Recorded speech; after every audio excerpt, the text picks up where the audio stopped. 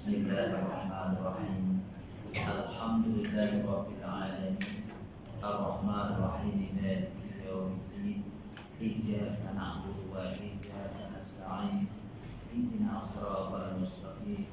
Siratal ladzina an'amta 'alaihim ghairil maghdubi 'alaihim waladdallin. Bismillahirrahmanirrahim. Allahumma ya latif bi khalqi, ya alimu bi khalqi, ya khabir bi khalqi, wartub bina ya latif, ya alimu ya khabir. Aghithni ya Allah ya Rasulullah, la ilaha illallah Muhammadar Rasulullah. Bismillahirrahmanirrahim. Alhamdulillahil wahidil ahad, al-fardis samad, alladzi lam yalid wa lam yulad wa lam yakul lahu kufuwan ahad. Asyhadu an la ilaha illallah wa asyhadu anna Muhammadan abduhu wa rasuluh. La ilaha illallah wahdahu la syarika lahu, lahul mulku wa lahul hamdu wa huwa hayyun la yamut, biyadihil khairu wa huwa ala kulli syai'in qadir. Subhanaka la ilma lana illa ma 'allamtana innaka antal alimul hakim. Rabbi shrah li sadri wa yassir li amri wahlul 'uqdatam min lisani yafqahu qawli. Alhamdulillah, kita panjatkan puji syukur kepada Allah. Malam yang mulia ini kita semua dapat bersama semula untuk kita sambung kembali kita Khatul Qaisiyah fi al-Sufi ala Syariah Muhammadiyah. Jadi kita sambung semula muka surat yang ketiga, insyaAllah. Dan ada kelebihan ilmu tasawuf ini 2, 4, 5 data. Dan ada pun kelebihan ilmu tasawuf ini. Qala musannifu rahimahullah ta'ala wa nafa'ana bi ulumihi fi darain. 2, 4, 5 data. Dan ada pun kelebihan ilmu tasawuf ini, maka yaitu semulia-mulia ilmu yang bangsa agama kerana ia daripada jumlah ilmu tauhid, bahkan tetapi ia pati ilmu tauhid. Maka tuan-tuan hadirin yang dikasihi Allah, berdasarkan hadis Nabi sallallahu alaihi wasallam, ma'aradallah afdalu minas salat, ma'aradallah afdalu minat tauhid wa salat, ila akhir hadis. Ma'aradallahu afdalu minat tauhid wa salat. Hadis ini kita akan jumpa di mukadimah kitab Risalah Tauhid. Jadi di sana disebut tiada suatu kefarduan yang lebih afdal, yang lebih utama dari segala kefarduan melainkan tauhid, kemudian as-salah, kemudian solat. Jadi kalau kita ni tadi melihat tauhid itu suatu yang tinggi dan besar di sisi Allah, maka ilmu sebab hakikat perbahasannya yaitu membahas akan keagungan zat Allah dan keagungan sifat Allah, maka ilmu tasawuf ini suatu ilmu atau cabang ilmu yang juga membahaskan isu yang sama, malah lebih mendalam, sehingga pengarang kitab ni menetapkan tasawuf itu merupakan parti ilmu tauhid. Maknanya parti ilmu tauhid ni suatu yang lebih bernilai. Kalau kata santai, parti dia lah, lebih bernilai, lebih bermakna dan menyempurnakan uraian tauhid. Jadi sehingga kan diletaklah ilmu tasawuf ini sebagai tahqiq dan usul mengheningkan fiqh. Ilmu tasawuf apa? Ilmu yang mentahqiqkan usul, mengheningkan fiqh. Baik. Jadi dhabit ulama, dhabit pengarang kitab ni semula-mula ilmu bangsa agama, ilmu tasawuf ni kerana ia ada jumlah ilmu tauhid, kerana ia ada jumlah ilmu tauhid. Bahkan tetapi ia pati ilmu tauhid, menghala kita menikmati dan mengamalkan ilmu tauhid. Jadi tasawuf itu apa? Maka jawapannya Tasawuf itu mahwul basyariyah wa tajridul ilahiyah.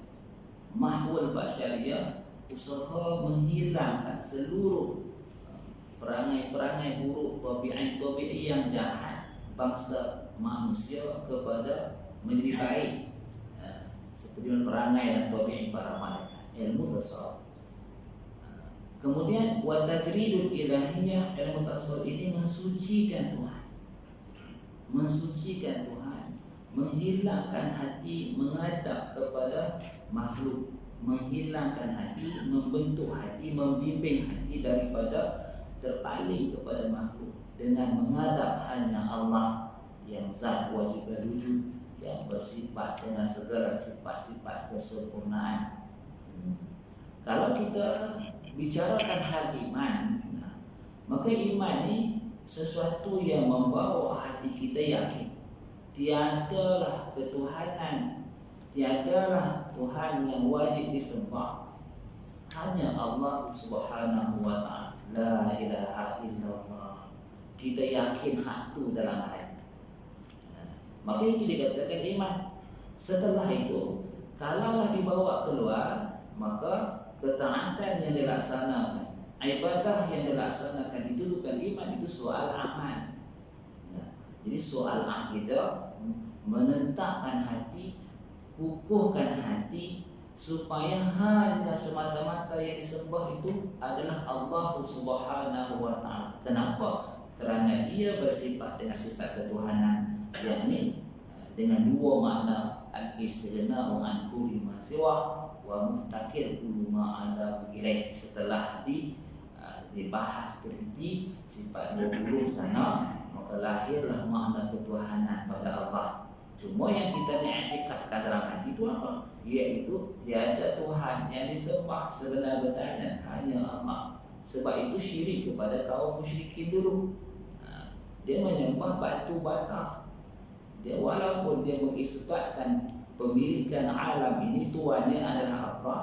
Man khalaqa sama la yaqulanna Allah. Tetapi ketuhanan itu tak diberi kepada Allah. Dia disembah kepada batu, kayu, bulan, bintang dan sebagainya. Maka itu dikatakan syirik, tidak menyembah, tidak mengiktikadkan ketuhanan ataupun tidak mengiktikadkan hanya yang disembah adalah Allah Subhanahu wa ta'ala, tapi dikongsi-kongsi dengan yang lain. Maka jadilah penyekutuan kepada Allah. Baik. Jadi tasawuf ini untuk memelihara supaya hati itu sentiasa menghadap Allah.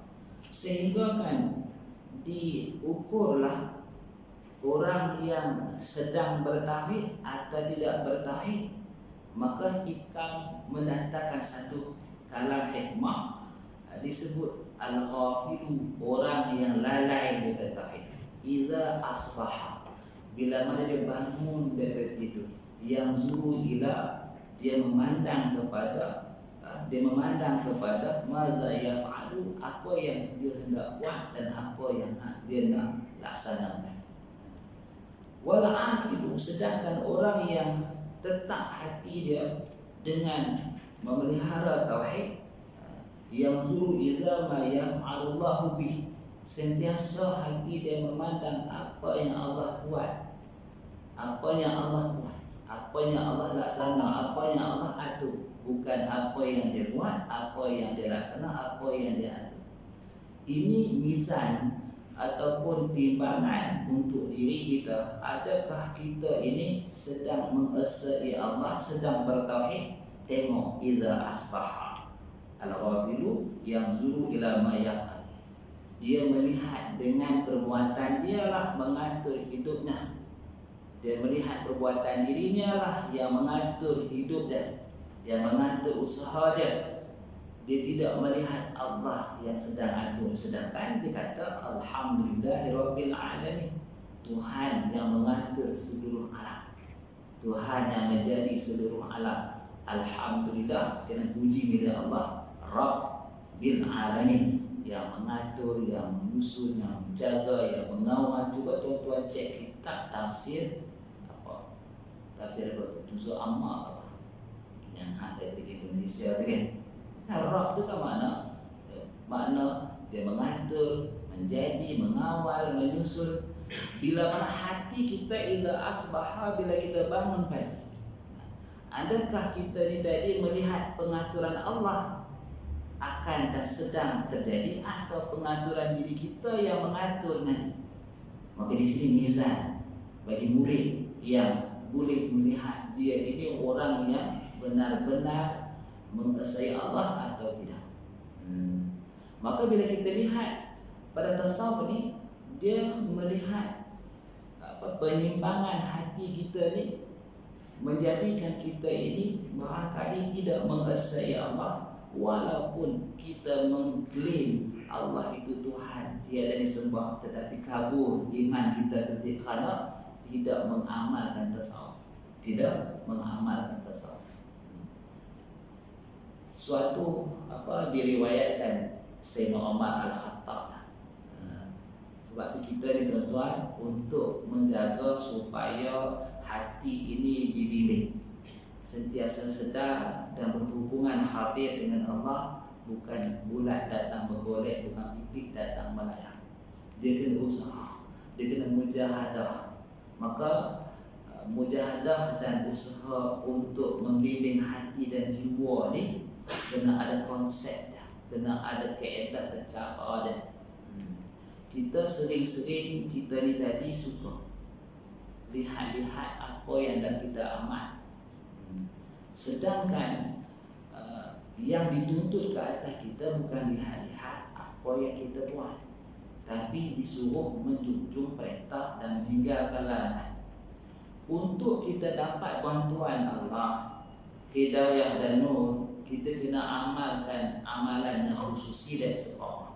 Maksud amal khususi ni, amal fardu tu umum. Semayang semua kena semayang fardu 5 waktu lah, itu umum.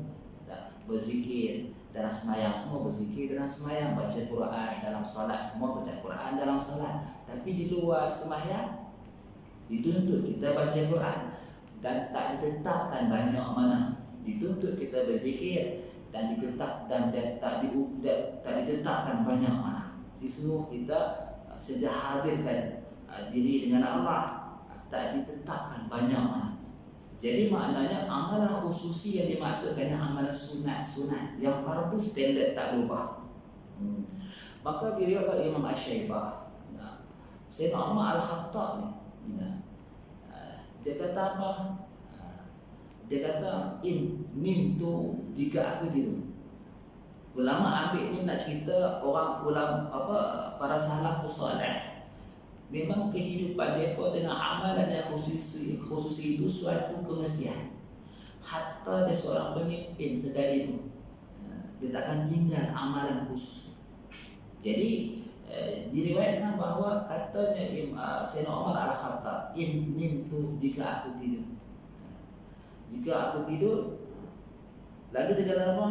Nimtu, andai kata aku tidur, la udayyi'anna nafsi. Nimtu nahar, nimtu lailan. Jika aku tidur waktu malam, la udayyi'anna nafsi, aku akan menghilangkan habuan untuk diriku sendiri. Wa nimtu nahar, jika aku tidur waktu siang, la udayyi'anna ra'iyat, aku akan hilangkan hak rakyatku. Pakai balik di naum. Bagaimana aku boleh tidur? Hatai baina hatai, di antara dua waktu ini. Jadi kalau ini Ibnu Athaillah, dia mencapai Imam Al-Ghazali ambil kalam ni, nak cerita dekat kita, inilah menunjuknya ada amalan yang dibuat oleh para sahabat. Dan Imam Abi Syaibah meriwayatkan amalan malamnya Sayyidina Umar Al-Khattab ni, dia penuhkan 23 malam semayang sampai siang. Jadi tak setanya lah berapa rakaat lah. Jadi kita tidur sampai tak sedar diri. Macam tu kita, macam tu lah. Baik. Jadi setiap amalan yang dibuat, hukum dan sunat. Sunat itu khitabullah, suatu perintahan Tuhan. Cuma tak diusah buat ala tarkih, tak diberi tak diberi dosa kepada meninggalkannya, tetapi diberi pahala pada melaksanakannya. Jadi itu sunat, sekalipun sunat, tapi dia masuk dalam khitabullah. Maksud khitabullah ni, apakah yang Allah tuntut ke atas kita? Ada nama sunat dan wajib. Maka setiap perbuatan yang diperintah Allah, itulah yang kita kena buat. Tetapi jangan pula kita mengintai-intai banyak mana yang kita buat. Habis yang kita mengintai-intai, iaitu melihat pengaturan Allah dengan rahmatnya kepada hamba yang iman, yang Islam ini dapat menjunjung perintah semata-mata bifadlihi dengan kurniaan Allah, bimanihi dengan kurniaan Allah. Jadi tasawuf ini mengheningkan hati kita daripada menilai-nilai makhluk, kepada sentiasa fokus memandang Khalik, mengatur urusannya. Kita sekadar junjung perintah dan buat yang disuruh, jangan lebih daripada. Sebab biasanya bila kita buat amalan yang khusus diistilahkan wirid, itulah wirid. Jamak dan aurat. Kalau kita wirdun, subhanallah sekali wirid dah. Tapi kalau kita tadi berulang-ulang kali, subhanallah, subhanallah, subhanallah, subhanallah, jadi aurat. Dan istiqamah pula, setiap aurat ada waridatnya, ada kedatangan limpahan pemberian Tuhan, ketenangan jiwa, kelapangan hidup, dikurniakan pembukaan makrifah, kasyaf dan sebagainya. Maka waridat ini tak sepatutnya dia tasyawafu ila waridat wa yatubu dalam aurat. Seorang murid tak boleh nak mengintai-intai waridat dan mengambil inting, ringkas, mengambil ringan tentang wirid. Jadi kalau kita tadi nak bentuk hati kita, kena banyak wirid. Wirid itu bukan lepas sembahyang tu ke? Apa-apa yang sunat, yang membuatkan kita tak tinggal, pergi wirid lah. Jadi kita berwirid lah, maka petangnya ada, paginya ada, malamnya ada, berwirid. Tapi jangan kita membesarkan waridat bakar yang dapat daripada wirid yang kita buat. Sebab wirid itu dituntut, aurat itu hak Allah atas kita. Wirid itu hak kita kepada Allah. Kan sunat kan perintah kita Allah yang kita kena jujur.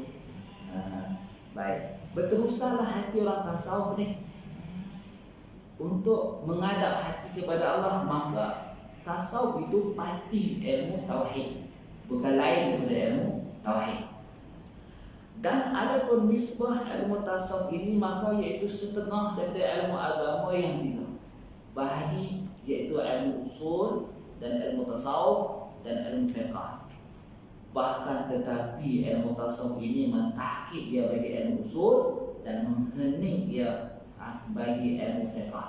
Kalau kita kata Allah Ta'ala, kalau kita kata Allah Ta'ala ni berkuasa, bahasa Arab dia dengan sifat kudrat, berkuasa dengan sifat kudrat. Dengan sifat kudrat tu berkuasa dengan sifat berkuasa lah. Baik.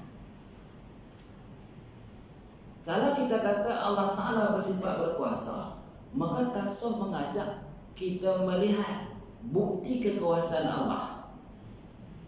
Jadi bukti kekuasaan Allah tu dalam ilmu usul memberi bekal. Maka ilmu tasawuf kena melihat, mengajak kita melihat diri ini sedang diatur dengan kudrat Allah. Kan kita ada sekarang, ada kita ni dari tiada kepada ada. Terbekahnya ada kita ni, terjadinya kita ni tadi, hakikat sebabnya adalah dengan kudrat Allah.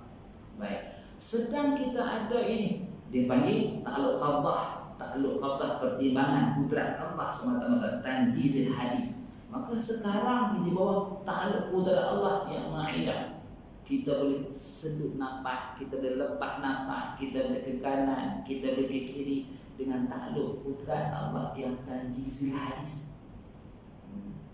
Nanti ni kita nak ke rumah ataupun ke kuburan, minta maaf lagi. Ke rumah atau kita hiduplah, kubur kita matilah. Sama ada kita hidup ke rumah atau selepas ni kita terus diusung ke kuburan. kita tak tahu lagi. Maka yang itu ta'aluk kudrat. Bila quwwah, maka sentiasalah kudrat Allah bertakluk kepada mungkinan, kepada harga, kepada zat wujudnya dan kepada keadaan wujudnya. Dia rasa gembira, dia rasa sedih, dia rasa lapang, dia melaksanakan ketaatan. Tasawuf mengajak melihat akan keadaan Allah itu Tuhan, bukan sekadar menetapkan mesti dia disembah tidak yang lain, bahkan melihat ketuhanannya sedang nyata pada diri kita sendiri. Sebab itu man arafa nafsahu faqad arafa rabbahu. Siapa yang mengenal dirinya, alamat sesungguhnya sememang dia memang kenal Tuhan. Maka maksudnya bukan kenal diri dulu baru kenal Tuhan, tapi kenal diri itu alamat yang dia memang dah kenal Tuhan. Kenal Tuhan dululah, kenal diri dulu. Barang siapa kenal Tuhannya, sesungguhnya kenal diri dia. Man arafa nafsahu faqad arafa rabbahu, bahasa Arab. Maksud bahasa Melayu dia, orang yang kenal diri itu iaitu orang yang kenal Allah. Bagaimana orang itu kenal diri?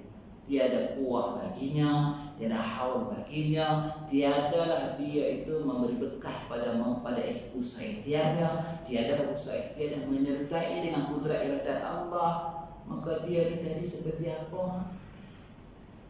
Seperti adanya kal-ma'lum, tak ada hakikat maksudnya, tak bersama dengan Allah, adanya tidak menyebutui Allah. Maka kita sentiasa asuh nampak yang macam tu dengan wirid selawat atas Nabi, dan kita nampak macam tu, kita beristighfar, kita nampak macam tu. Jadi jangan kita nampak istighfar dengan kita nampak istighfar dengan kudrat Allah yang mengatur bibir kita angkat turun. Kalau kita ada satu kuasa lain macam tu, kalau kita ada satu kuasa lain atau hidup kita dengan itu, tak sama sekali. Wahdahu la syarikalah, Allah wahdahu as-sazat, wahdah la syarikalah, tidak penyekutuan pada af'alnya. Kalau kita tengok tafsiran wahdahu la syarikalah, wahdahu pada zatnya, la syarikalah pada perbuatannya. Lahul mulku, setelah tiada penyekutuan pada wujud zatnya, setelah tiada penyekutuan pada perbuatannya, lahul mulku, mutlaklah pengaturan itu milik dia, tidak ada pergandingan kebersamaan dengan yang lain. Ni nak pupuk hati nampak macam tu. Sentiasa waktu makan, waktu minum air, waktu duduk, waktu bangkit, waktu apapun, waktu senang, waktu susah. Inilah yang memanggil kita selepas ini untuk berkhulwah, beruzlah, untuk menghadap Allah. Kalau tidak dengan ini, bermula dengan zurun, kemudian berakhir dengan wururun. Kalau kita beramal sesuatu tidak hati menghadap Allah, dia panggil zurun. Zurun ni apa nak terjemah? Wurun tu tertipu. Zurun dan wururun, mana pendustaan dan penipuan di dalam mengabdikan diri kepada Allah. Waktu hati tak memandang seperti yang dituntut dalam ilmu tasawuf, itu pati ilmu tauhid. Setiap amalan kita akan bermula dengan zurun dan berakhir dengan ururun, tertipu. Baik.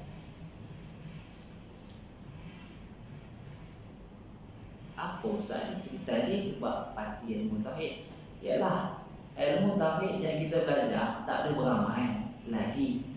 Tetapi setelah kita belajar ilmu tasawuf, barulah boleh beramal. Itu maksud pati ilmu tauhid. Maknanya faedah ilmu tak dapat, faedah santai lemak tak dapat.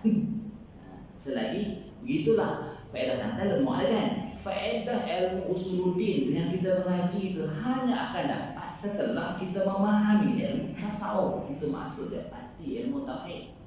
Ilmu tauhid kita ngaji tu, yang kita kata Allah as-salah tu tak boleh buat apa-apa, kecuali setelah kita belajar ilmu tauhid ada tuntunan untuk beramal dengan tauhid. Rukun iman tuan-tuan, kita kata Allah Ta'ala Tuhan. Aman tu billah, aman tu aku percaya kepada Allah, aku percaya kepada Rasul, sampailah ke-6. Ke-6 rukun iman tu, rukun yang mana yang kita gunakan untuk beramal? Suatu masa dulu mari fatwa ulama Majlis Fatwa Kelantan, ada seorang ulama. Nah, dia mengajak merantau. Nah, dapat laporan ke istana, dia kata kepada dia bercakap dalam sidang kuliah dia kata rukun iman ni ada 7. Antara yang cakap timbullah persoalan dan berbangkitlah balik ke istana. Kenapa dia kata rukun iman ada 7 sedangkan 6? Lalu Sultan arahkan ahli fatwa ni, ulama ni ke istana dan disoal siasat oleh Sultan sendiri. Lalu Sultan dia kata apa? Yang ke-7 beramal dengan seluruh rukun iman yang kita ketahui. Itu rukun yang ke-7. Baik, nak beramal dengan rukun iman itu bagaimana tu persoalan dia. Maka dengan rukun yang ke-6 itulah, dengan rukun yang ke-6 itu mengajar kita memandang takdir buruk dan takdir baik itu yang telah lalu, yang sedang terjadi, yang akan berlaku memang dari Allah, tak boleh dinafikan. Maka apabila kita hari ini kita baik tak, takdir baik hari ini, takdir baik kita datang ke surau, kita mengaji dah baik. Kehadiran kita ini jangan tengok di kita dulu, tengok di pengaturan takdir Allah yang baik tu, yang sedang Allah atur sekarang dengan takdir dia yang baik. Maka disebutlah di dalam kaedah ilmu usuluddin takdir mubrah yang sedang berlaku dengan Allah, tak sangkut dengan kita. Dalam kita duduk ni, saat kita bangkit ni, dalam takdir Allah. Maka yang nanti itu dipanggil takdir mu'allaq. Tasawuf mengajak kita bukan sekadar berteori mu'allaq dan mubram, tetapi mengajak kita memandang hakikat yang dikatakan mubram dan mu'allaq itu tasawuf. Maka sekadar berkata tidak mengamalkan dengan yang dikata tak diiktiraf dalam tasawuf. Sebab tu dia agak halus huraiannya, sebab tak mengajak kita beramal. Ini kelebihan ilmu tasawuf. Kalau tak mengenai ilmu tasawuf, tak jumpa jalan nak beramal dengan rukun iman, tak jumpa jalan nak beramal dengan yang tauhid. Pandai bercakap lah, wujud kita bakal, lepas itu berdebat, lepas itu menghujahi orang, lepas itu yang tu sinting, ini tak sinting, dia ada bukan lalu. Dia kalau jadi Wahabi tu bid'ah, ni bid'ah. Kalau mengaji ilmu sifat 20 tak berhenti ke tasawuf, nah tu sinting, ini sinting. Bukan sinting lalu tu pula hubungan dia dengan Allah tu tak wujud macam tu. Itu penting kita menjadi mutasawwif semula-mula. Dan ada pun nisbah ilmu tasawuf ini, maka itu setengah dari ilmu agama yang 3 bahagi, yaitu ilmu usul dan ilmu tasawuf dan ilmu fiqh. Bahkan tetapi ilmu tasawuf ini mentahqiq ia bagi ilmu usul dan menghening ia bagi ilmu fiqh. Bagaimana yang kita mengheningkan ilmu fiqh? Kita tengok orang buat maksiat, bukan disuruh memusuhi orang buat maksiat sebagai orang yang mengetahui benda itu maksiat, lalu dia fulan utruk hadzal amal, tinggallah buat kerja ni tak elok. Tiba-tiba dia hamun kita, dia maki kita. Aku bukan satu kubur dengan hang tu, berasa nak marah kan? Tak ada ilmu tasawuf, tak tahqiq kerja fiqh. Saya kan hantu lah. Kita mula nak balut dia balik. Hasad, dengki masih bersarang dalam hati. Ibu tak kabur dalam kerja melaksanakan perintah Allah, jadi tak nak hantu. Adakah kita pergi dalam keadaan kita lebih baik dari dia? Adakah kita pergi kita lebih sempurna dari dia? Adakah kita pergi dengan iradat, dengan haul, dengan kuah Allah? Adakah dia itu kita lihat dengan haul dan kuah Allah? Ketika tu ada tak hati kita sedang berhubungan dengan Allah? Kalau tak ada, kita berhubungan dengan diri kita, timbul sempurna, baik, bagus, timbul rasa hasad dan kita, timbullah macam-macam yang rupa nampak macam nama islahkan, akhirnya merosakkan umat lain. Sebab tu ilmu tasawuf ni ilmu para ulama. Yang sebut ulama dan mesti dia ada ilmu fiqh, ilmu tasawuf, ilmu usul yang dibahas oleh Syekh Ibn Khaldun dalam Muqaddimah Al-Khaldun, bagaimana tasawuf itu muncul sejak period awal lagi. Orang yang ada hati hidup dengan Allah dan sebagainya, panjang kita cerita. Maka dia mengheningkan tiadalah rasa dendam dan marah, tiadalah rasa nak membalas balik dan sebagainya, tak berkehendak pula berpuji dan sanjung ketika mengerjakan urusan syarak. Mengheningkan fiqh. Usul tadi dia boleh beramal dah. Maka fiqh dia buat sebagai kehambaan mutlak kerana Allah. Jadi tuan-tuan ada kasih Allah di satu kajian membahaskan kita ni sebuah wujud yang mempunyai nafsu diri kita, kedirian diri kita. Baik. Jadi diri-diri yang dekat kita ni melahirkan, kadang-kadang dia melahirkan rupa haiwan, kadang-kadang dia melahirkan rupa syaitan. Dia melahirkan keadaan-keadaan yang macam tu.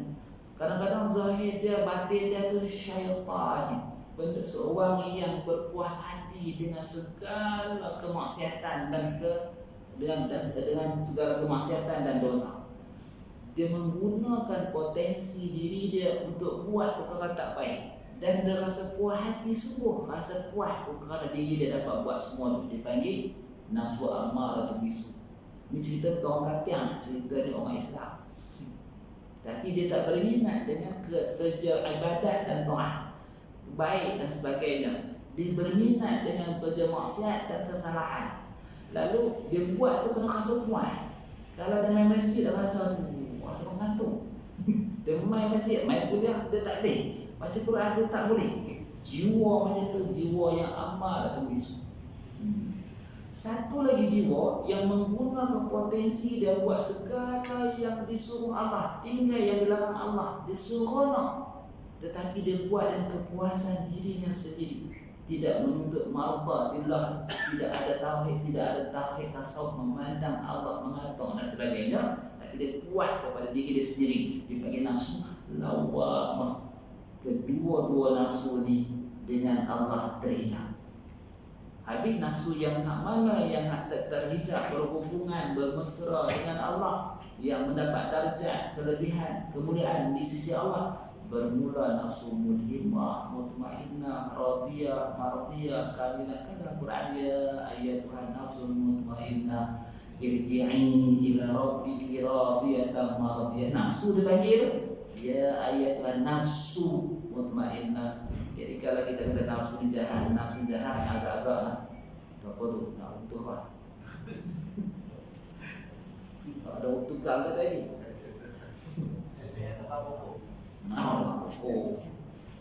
Malang dengan pokok expert.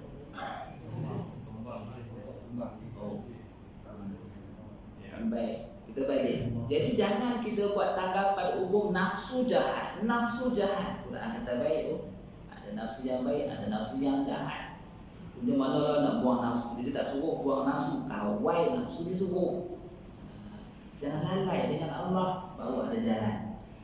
Maka apabila titik dia, apabila dia tidak dikelaburi memandang dunia dan makhluk tuan-tuan, kepada memandang keagungan, pengaturan, kebesaran, keesaan Allah, di sinilah mengubah nafsu ni daripada dua terhijab kepada baki yang tak terhijab. Nafsu mulhimah, mutmainnah, radiyah, mardiyah, kamilah. Ini perbezaan nak kita latih tapih nilai diri sendiri.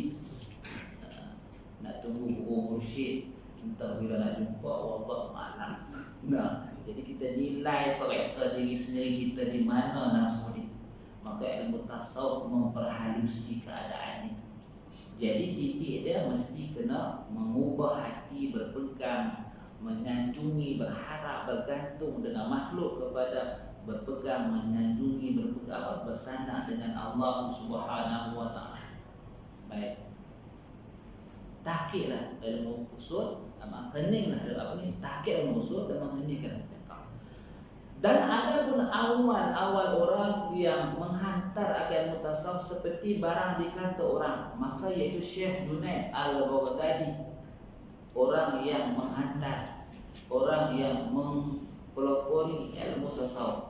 Maksudnya kalau kata ilmu fiqh empat mazhab itulah, Imam Malik, Imam Hanafi, Imam Malik, Imam Syafi'i, Imam Ahmad bin Hanbal. Kalau kata usuluddin yang mempelopori dua orang, Imam Abu Hasan Asy'ari, Imam Abu Mansur Al-Maturidi.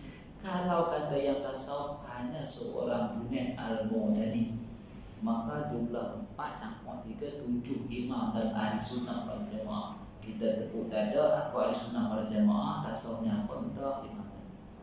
Tak ketahuan tu. Jelas. Mana-mana satu. Jadi hikmah ada kenapa dalam tasawuf hanya seorang imam. Sedangkan dalam apa usuluddin 2 orang, malah 4 dalam fiqh. Sebab perjalanan tasawuf ini tak boleh dibicara banyak, dan setiap perkataan yang dihantar oleh tasawuf ini lahir daripada yang sebenar. Maknanya kita menerima dan menghayati dan beramal ada barakah dan ada kegunaan dan kita selamat dari kesesatan. Kecuali dalam hal akidah 2, maka di sana dibahas oleh 2 imam kerana lebih daripada apa yang dipikirkan oleh 2 imam. Yang ketiga tak diakui kesahihan dia. Habis kan ada khalaf, ada salaf, ada akidah yang mengikut akidah yang tak berasaskan sifat 20 berdasar Quran dan hadis saja. Ada itu. Baik. Dah dibahas dan dikaji sama ada yang akidah dipelopori oleh Imam At-Tahawi ke atau Abu Hasan Asy'ari, Abu Mansur Al-Maturidi ke, walaupun berbeza kaedah tapi konsep dia tetap duduk jalan yang benar, maka tak wujud dua-dua aliran yang salah tanpa takwil. Khalaf dengan takwil ini tadi mentashbihkan Tuhan dengan makhluk, tak ada. Yang tak ketahuan yang main mentashbihkan Tuhan dengan makhluk. Jadi dah Tuhan ada kaki. Apa ajaran ayat terangkan mudah. Antara kenapa murid dia mengatakan benarlah ayat itu Tuhan. Dia katakan kami melihat ayat itu duduk di atas sebuah kursi yang besar. Kaki dia duduk di atas di atas satu tempat. Jadi dia ni hendaknya buat mujasimah ni memang cepat nak sesat. Antara kenapa dia mengatakan ayat itu Tuhan, sebab nampak dia besar sangat. Duduk pula atas kursi. Kan Tuhan pun wasi'a kursiyyus samawati wal ardh. Apabila selesai apa semua, Ar-Rahmanu 'ala 'arsy istawa. Nak mish-mish tu. Disebabkan kaedah akidah yang mentadisi menyerupai dengan makhluk ni, maka orang yang berakidah yang itu mudah nak sesat. Menganggap ayat itu Tuhan pasti di atas kursi ya. Dia berkata Tuhan pun duduk di atas arasy. Jadi siapa-siapa yang mengatakan Tuhan duduk di atas sesuatu, mengarah sesuatu, dia sedang mentashbihkan Tuhan dengan makhluk. Jadi itu dah bawa sesat tak? Imam Syafi'i kalau mentadjisimkan kafir dah orang. Pemikiran akidah yang macam ni dah jadi pasari dah, macam jual kat pasar yang suka ambil begitu je. Jadi fitnah pun membawa dah hari. Harap-harap kita tak macam tu.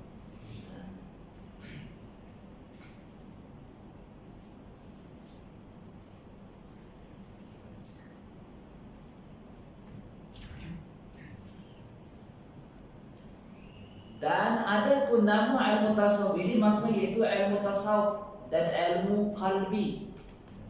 Dah asal insyaallah. Saya sejam ke belum? Belum. 10,000. Kalau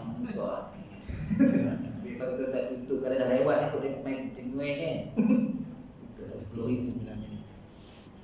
Kalau kita ambil pertengahan lah dah. Kalau kita mau tak apa, kali kedua dia tak boleh nak lebih kurang lah.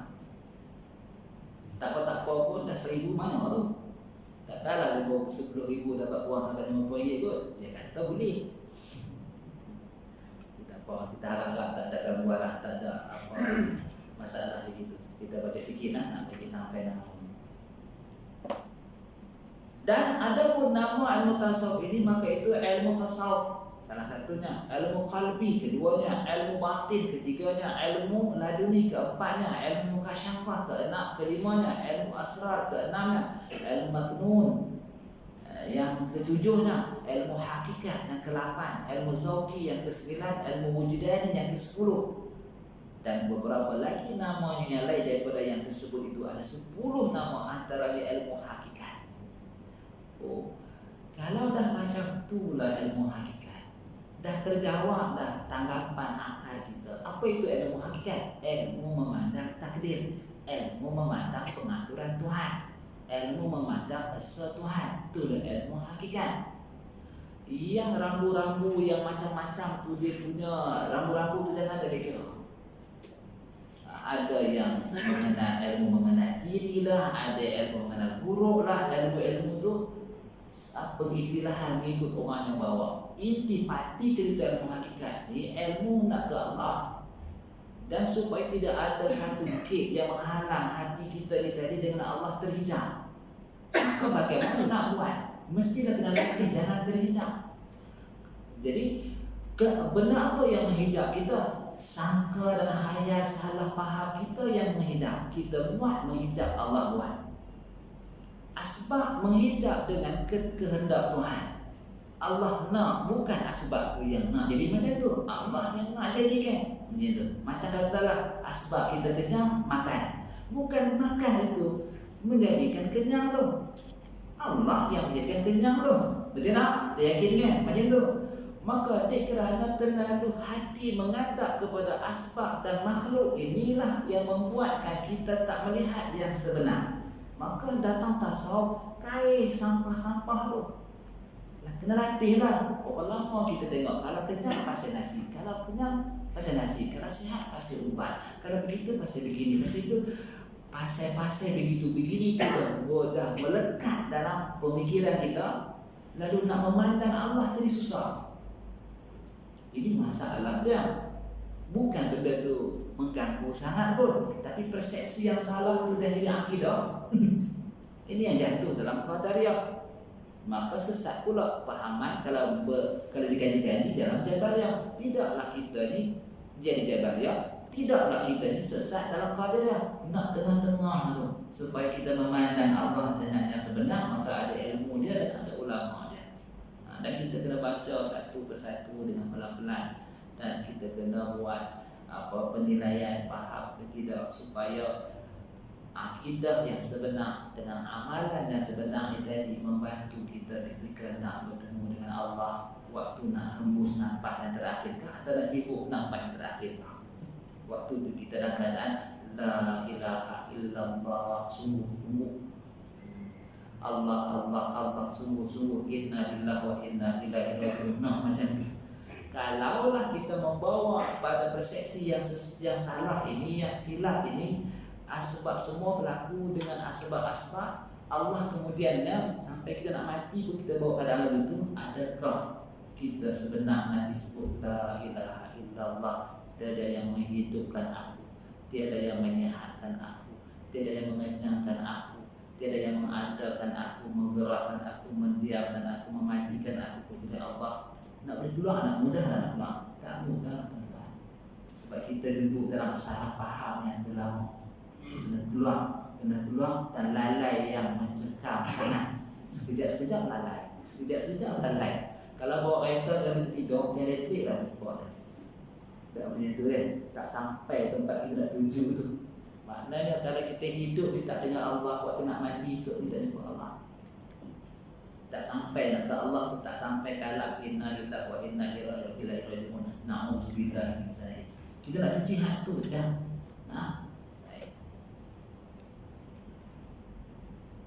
banyak panjang kalau kita nak sebut ni, masa pun ke laut, kita berhenti. Dan ada pun tempat ambil ilmu ini daripada sumber yang sah, yang benar, bukan daripada akal-akal dan pemikiran-pemikiran yang bukan Al-Quran hadis. Wallahu a'la wa a'lam.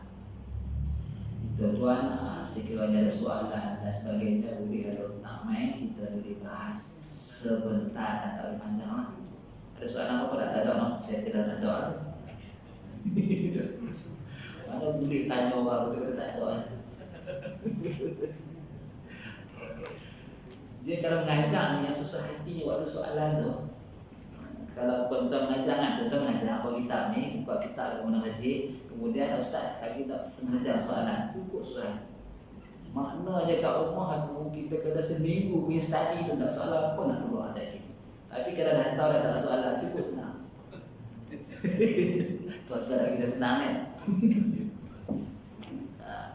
Jadi macam tu Nana, setidak-tidaknya kita faham mengapa kita nak mengaji had ni untuk selamatkan diri kita masing-masing nak. Supaya kita lebih cerdas, tuntutan mengetahui kita menuntut ilmu ni bukan sahaja usul, masalah fiqh dan tasawuf. Mudah-mudahan diberi Allah kemudahan, keberkatan dan kefahaman insyaallah. Bismillahirrahmanirrahim. Allahumma inna nas'aluka 'ilman nafi'an wa qalban khashi'an wa 'amalan shalihan wa rizqan taqabbalan. Allahumma ya Rabbi la ikhlas khalis qulubana min asy-syirki wal 'asyan haqqan takhallas qul huwallahu ahad. Allahus samad lam yalid wa lam yulad wa lam yakul lahu kufuwan ahad. Amin ya rabbal alamin.